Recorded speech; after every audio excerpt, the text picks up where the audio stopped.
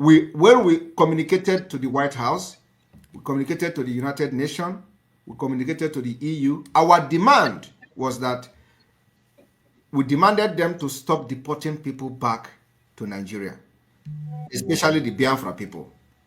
Okay. And after that, you see that the 23 congressmen and women wrote a petition to the Secretary of Homeland Security in the United States, demanding that they must stop deporting people to Nigeria.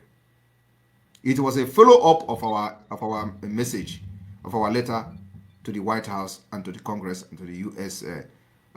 Senate. So the government is working, and you can see when those people making videos about our headquarters, they say this is where they wrote UN, this is where they wrote this one, this is where they, and you can hear them say they are going to write a counter letter. But of course, they are not much with us, because the people you are going to write counter letter, they don't know who you are. They're going to search information. So we came to this thing prepared. And this is something that was, built many years before now. Before I joined the Biafra struggle, I prepared myself, and God prepared me for what you see today happening. So we are taking advantage of that. Not just we are taking advantage, we initiated it. That's why I said on the 1st of May, we wrote to the United States, we wrote to the White House, and on the 9th of May, the Congress picked those things up and started putting pressure that people should stop. They should stop deporting Nigerians back home, back to their country, because of armed conflict. And I want to also point out very clear something that was very interesting in that particular communication. They acknowledge that there is armed conflict in Nigeria. And that is what is going to break Nigeria into pieces. That particular word in that particular letter, that there is armed conflict. That armed conflict have started. It is not going to stop until Biafra is free from Nigeria. And then also they mention about the northern Nigeria where they have terrorists and all that. So your question is, what are we doing? And my answer is, we initiated what you see happening today in America. And we are taking advantage of what is coming after that. Okay, this communique, is it limited to White House, UN, or it is circulated within the member nations? It is circulated not just to the White House, not just to the Congress, not just to the UN, but it is also circulated. It was sent to the European Union. It was sent to the European Union Parliament. It was also sent to the President of Finland, to the former President of Finland, and many others. So it is not just about the United States and all that. We copied many people, many nations, and many leaders to have knowledge of it. Of course, in the European Union, we demanded, which they responded and acknowledged that, and then also they responded that they acknowledged the content of the communique, and then also give further direction on what to do, which we have done. So the process is on. On a follow-up question, that Mazi Nnamdi Kanu has a very cordial relationship with Japan. Did you continue that kind of understanding? I'm specific about Japan, sir. Yes. When Mazi Nnamdi Kanu was kidnapped from Kenya, I called on everyone who has anything going on to come forward and let us put them together to work. So now it is left for those in Japan to sit up. I had a meeting with people in Japan, and they asked questions, pertinent questions that bothers them, and I believe that they were satisfied with what the response I gave them. So I'm waiting for them to come forward with whatever they have. I'm not in Japan. For 2 years, we are waiting for them, sir. On this point, I think I will not be fast to make assertions, but I think that some people around that area are complicit, because if for 2 years You are waiting. I No, know of Japan. no. I just had a meeting with them a few weeks ago. Okay. That Yes. clears it. I withdraw my statement and I beg your pardon. Yeah. And the last and not the least, you talked about de facto government in Biafra land and the name of people that will be running the show. And I say I should ask you, having known how the Nigerian government goes about bribing our people and then killing our people at will you second guess what your approach to de facto government, or you will go ahead, sir? My approach to the government, de facto government, is something that none of the people who have been in the Biafra struggle have seen before. I am a no-nonsense person. Once you are found wanting for one thing, you are out. You can go to hell. That's it. So everyone serving in the de facto government, I believe, are those who are ready to get their freedom. So I'm not here to suspect any of them. I give them my trust. But anyone found wanting is gone. Thank you. Do they? I think I want to know. It's a follow-up question. The people that want to undertake this tax, do they know the risk involved? Have you explained to them? Are They they know the, enlightened? they know Like the risk involved. The people, most of the people in the government, the de facto government, has been in this struggle for 20 years. I have a concern that I must bring to the fore. Go ahead. We have somebody selling CD plate according to your exposition. The one of those that were holding a vital role, maybe Eastern coordinator, is selling CDs. He was pushing CD plate on a wheelbarrow. And when he was taken to one of the highest rank, he found Biafra liberation as an opportunity to enrich himself, hereby giving counter orders, even contrary to that of Mazen Nnamdi Kanu. The other man is a more powerful. How he is selling cable charger in Ghana, and if they offer him 40 million that he has never dreamt of in his life, he capitulated. So, did you take all this into consideration? First of all, Mazen Nnamdi Kanu said there is nothing, there is no relationship between poverty, illiteracy, with freedom fighting. If the yardstick of these people is being 20 years in the struggle, how educated are they? How enlightened are they? How disciplined are they? I'm not questioning your discretion, but I would like Biafrans to have a glimpse of what we are expecting. Yes, I want you to understand that no matter how people are poor, there are still principled people out there. And like I said, everything is not all about money. Everything is not all about wealth. There are people that are still principled and they are out there. So those people that are going to serve under the de facto government in the homeland, I know the strategy I'm going to use. And it has worked in the exile government, and it is going to even be more effective in the homeland. So leave that to me. That is why I am different. Okay, are you still going to name them Of course. with their full identity? No, I said it. We're going to abbreviate their names.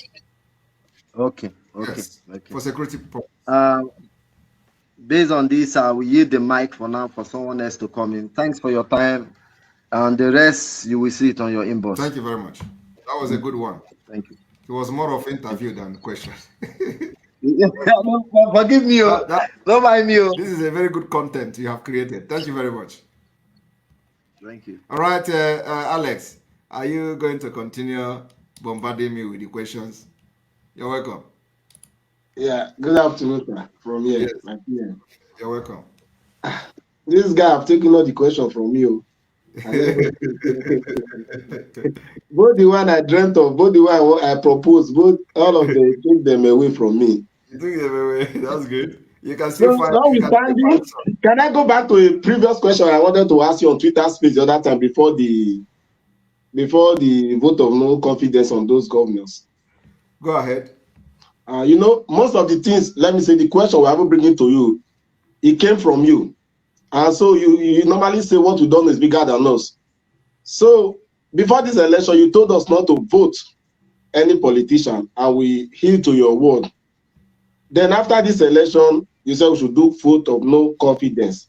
So my question before I wanted to ask is that the governor we did not vote, by doing vote of no confidence, to me it's like we are invalidating those who did not vote in the first place. Which governor? Which governor? No, you said we should not participate in the election. We anchor to your word. But Yes. after the election, you said we should do vote of no confidence on the governors then. So we went ahead and make that vote of no confidence.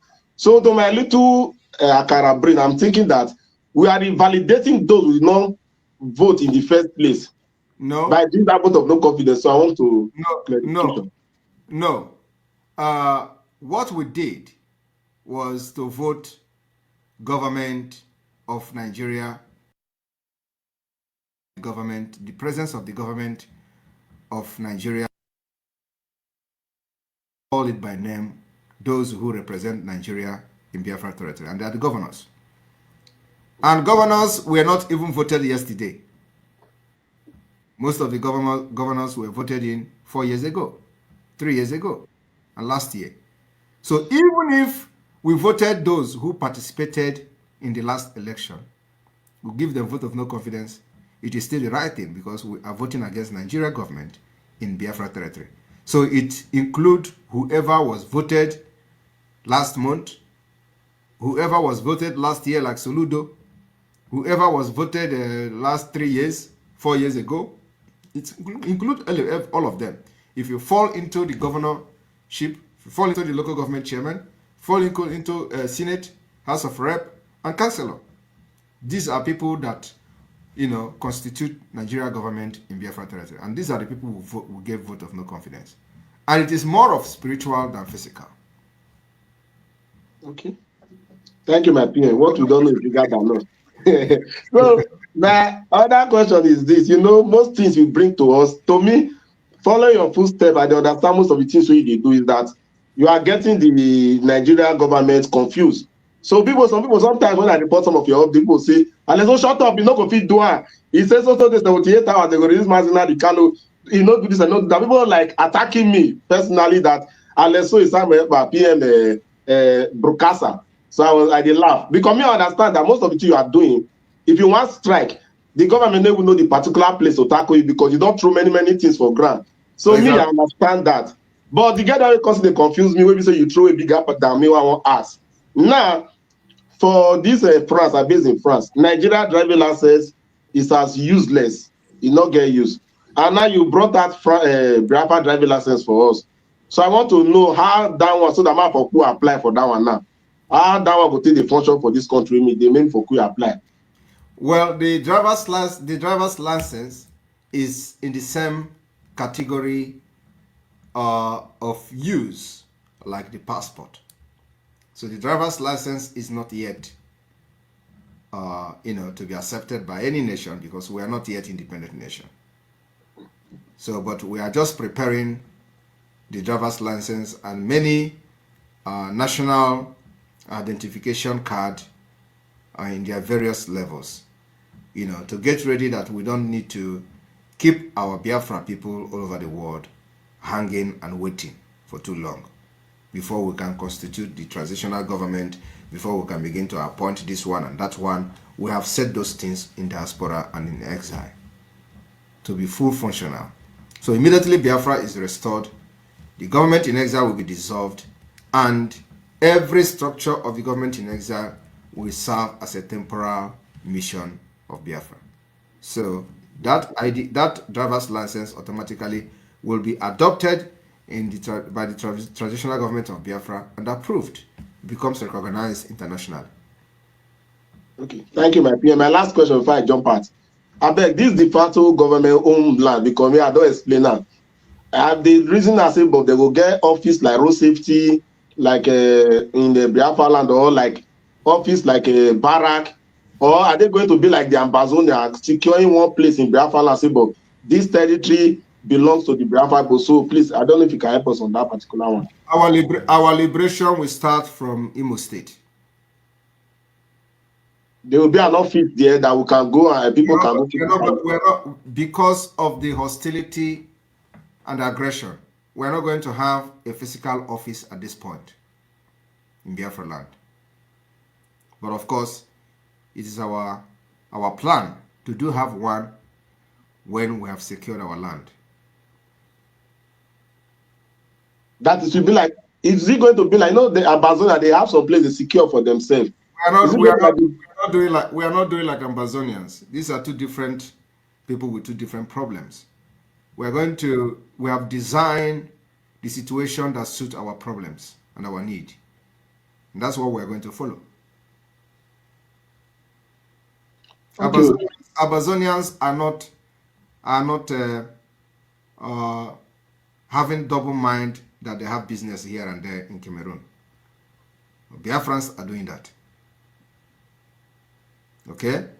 Yes. Most of the people supporting Nigeria today are not supporting it because they love Nigeria. They're supporting it because they think that they have investment somewhere. Amazonians are not like that. So these are two different people, two different things, two different problems. So we have designed the things that suit the problem we have in Nigeria, and especially the Biafra people who claim they have businesses here and there. So this particular mechanism we are going to use is going to work perfectly well. We are not going to have any physical office, but we are going to have when the time comes. But for now, is to build all the structures and begin the fight of liberation. Thank you, my PM. It's all of you, sir. Thank you, sir. More grace, sir. Thank you. All right, I'm going to end here. I wanted to spend 1 hour 45 minutes, but here I'll spend 1 hour 34 minutes, and it's quite a very good time because a lot of questions were asked. And for that, may God bless you. See you again in the evening. We are going to have another broadcast sometime later in the evening if I have the time. Thank you. May God bless you. Possess. And I told them, I said, Simon Ekman is fully possessed and also is a man that everybody should be careful to stay out. What's the meaning of that? The meaning of that is what is called possessed with the spirit of freedom. When somebody is possessed with the spirit of freedom, it will be in such a way that the person has no any other thing to do than to fight for what's called freedom. So you look at the Biafra land as a place called the fatherland of Biafra. The spirit of freedom right there in Biafra has already completely possessed Simon Ekpa. And as he has possessed Simon Ekpa, you that is trying to begin to, make noise or fight with him or do one thing or the other, you are also fighting the spirit of freedom. And if anything happened to you, it is not my concern because you don't understand how spiritual things and the things of the spirit goes. Because in the realm of the spirit, when God wants to make sure somebody is used for a purpose, the person will be used based on the coming upon the spirit or what the kind of power that has possessed you or the spirit that has possessed you. So spirit of freedom is already in his life and has possessed him fully, and they cannot talk any other thing than what's called freedom. And if anybody needs to move on the same direction or the same path, you must also come to the level of that level of spirit of freedom to endow you and possess you, and then you can be able to talk about freedom. People that talk about freedom with empty mouth, they end up and they're carried by chaff. When the wind blows, they are carried away. People that talk about freedom, when something bribe is given to them, they will just betray and go away. But people that are possessed with the spirit of freedom, with the spirit of Biafra land, no matter the bribe you give to them, they will never accept your bribe. They will never agree with you. If you like, take presidency of social country, they will never accept it from you, except that freedom that has possessed them, that they are after. That's what they go about. So Simon Ekman is already filled with the spirit of what's called freedom fighting. And so you should stay clear and not fight the man that has received what is called the grace or received the power or the spirit of freedom. Don't fight that man. Fighting that man will destroy your life. It may even cost you what you will never, you and your generation may continue to suffer it. So I am not here to begin to, follow anybody or side anybody. I am here to throw the light of what I am seeing in the spirit, because the spiritual always control the physical. And when I'm giving the message that's called the spiritual message, I pass it raw the way it is. So Simon Ekman is a man that has already been filled and also possessed fully with the spirit of freedom. And spirit of freedom is not the kind of spirit that you joke with. When Jesus came upon the face of the earth, he said, the spirit of the Father is upon me, for he has anointed me. The spirit of the Lord has come upon me. He has anointed me to preach the good tidings, to spread the good news, to carry the word of God all over the place. And Jesus went about, was doing exactly what the spirit of the Father possessed him to do. And that same spirit was what made him, that even to extent that he died on the cross and was buried, and on the third day he resurrected, because there's a spirit that quickened the dead body.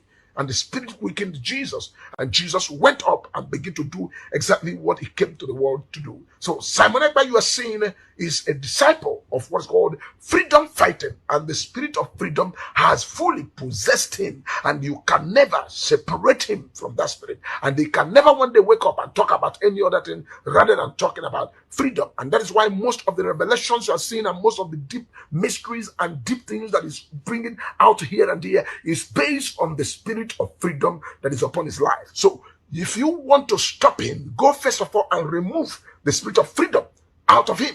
So when you remove the spirit of freedom, then you can have a way. But if you cannot remove the spirit of freedom, you better join him and not fight him. That is what's going on. And then you come to the Biafran land as a Biafran nation. All the people that must